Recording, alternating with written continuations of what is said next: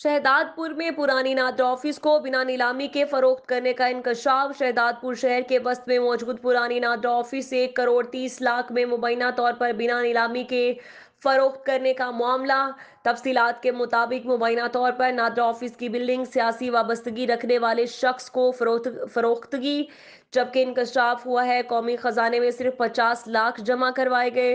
वाज़ेह रहे इसी तसलसल में वकला और शहरी इंतजामिया में कशीदगी बरकरार है। चंद रोज कबल शेराज लाखों के चैम्बर गैर कानूनी करार देते हुए शहरी इंतजामिया ने इतवार के रोज इस पर ऑपरेशन करके वकील शहराज लाखों का चैम्बर गिरा दिया गया।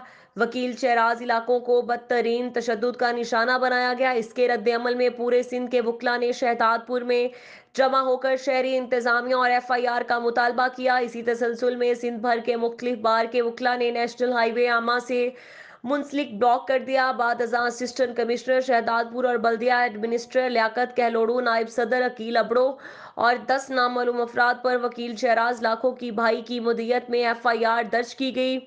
वाज़ेह रहे कि इनमें से बल्दिया एडमिनिस्ट्रेटर लियाकत कहलोड़ू अपनी जमानत करवा ली है।